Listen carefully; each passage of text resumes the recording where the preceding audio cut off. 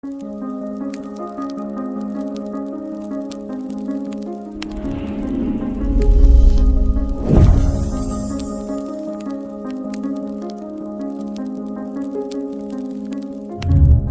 journey has been kind of like everybody else's journey, messy and not always fun and usually difficult. My journey started as a mechanic, migrating into engineering technician in a tech company. Coming in through a very strong life change, I ended up finding the slim spurling technology with the Tensor rings, and I was like, okay, this is cool. I can do this stuff. I can work with copper. I work with torches. Being a mechanic, understanding the measurements and precision really helped when I was an engineering technician. So creating these was really kind of was a hobby at first, trying to see, okay, if this gentleman Slim Sperling can make it work, I'm sure I can too. And part of where I was really working on things was when I first started making the rings, they didn't work. So I'm like, okay, there's something wrong. And what it came down to was my intentions and my journey. I wasn't ready to really create the tools. So when you see other folks out creating the Tensor technology, where are they? What intentions are they bringing into their tools when they're creating? It is really one of the important pieces to the Tensor technology path.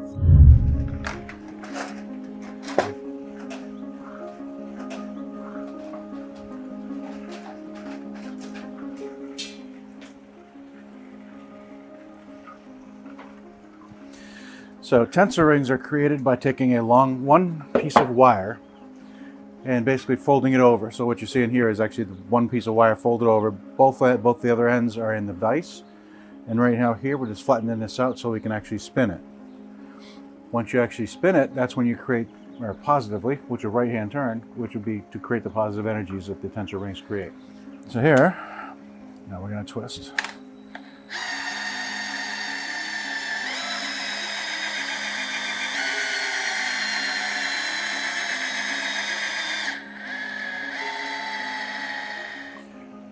Now, it's ready to cut to the specific length, and depending on which Tensor ring you're creating, would be the actual length of the cut, which will actually determine its utility based on what chakra or which energy field you want to create, anywhere from root chakra to star chakra and beyond.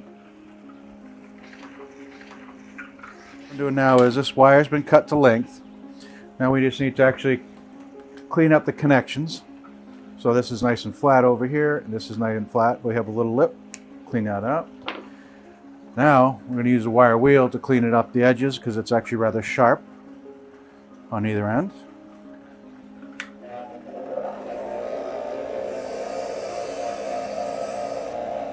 And it takes it from having a sharp edge to nice and smooth.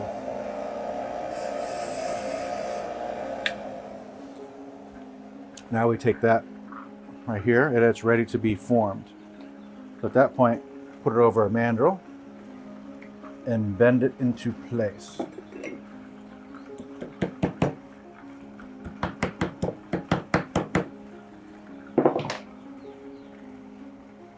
So now we have to just basically get it in closer where it'll stay together. Then tweak it a little bit. Now, this is not round per se, but now is where you weld it. Once it's actually welded in place, you put it back around here and you re-round the ring. So right here we have our custom molds that we've created. And what these will do is they give us a very refined way of actually putting the actual copper together, crystals together, glow powder and resin in a very tight oriented form. So here we put the copper in here, line it right up. The silicon mold holds everything in perfect place because it's rather tacky, so it doesn't slip around.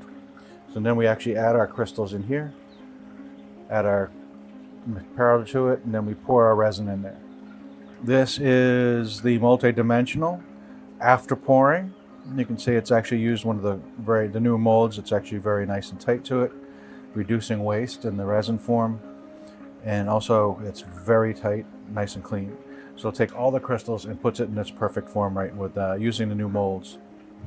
So once I actually got them working, the first one that actually really felt working was a really large one. And when I welded it together, it turned on and I jumped. I literally had to jump out of the ring because I had to stand in the middle of it to weld it. And when it connected, it was like I got sticking my finger in an electric circuit. It was like, it's shocking. So I was happy, I was surprised, and we were actually experimenting with the rings at that point. And we found that the rings that we were working with, which was the Solomon's cubit, the changing the color of sound.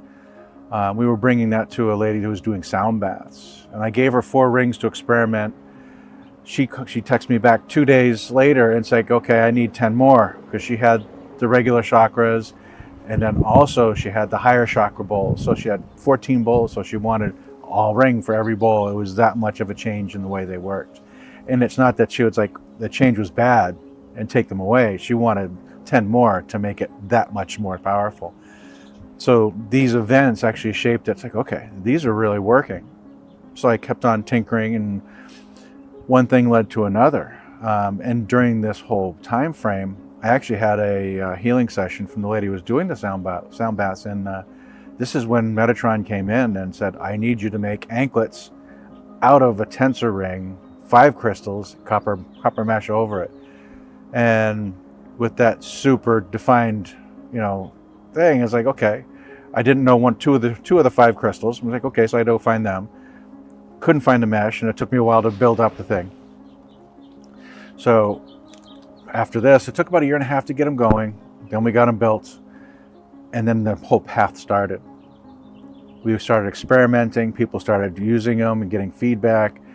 And then we had a kind of an issue with one of the people that was using it, where the anklets, she couldn't keep them because her husband thought it was too woo-woo. And it was just too much spiritual stuff for him. So she ended up giving them back 3 days after I gave them to her. And I'm like, okay, my communication with the archangels was really starting to kick in at this point. And I asked Metatron, it's like, okay, these tools, as you said when I got the message, they're supposed to keep your vibration yours as we go through this time. So how are we supposed to do this if we can't have people wearing the anklets because of the 3D perceptions? So at that point, Metatron came in and gave me the vision of the pendant.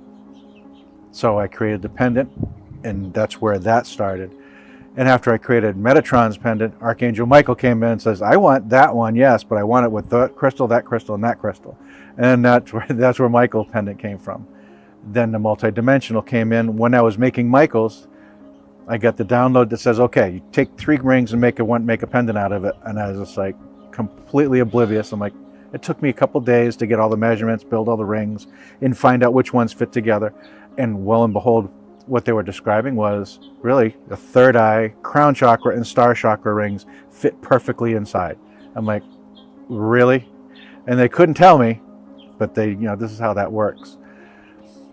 We built those out, and then Shamuel came in and says, I want a pendant to actually help people with first responders type of energies with stress and traumas. And well, everybody on the planet's been through trauma for the last 4 years, so this is actually a benefit for everybody. So the benefit of having these tools is an amazing road where archangels are coming in through me with a design. I create them. So my passion is creating the pendants out of a design that's not mine. The energy, the baseline, let's say, if you want to call it this, the etheric blueprint for these tools is angelic, the archangelic realm. They've guided me to put these together so that we can actually help humanity come through all of what we're being put through right now.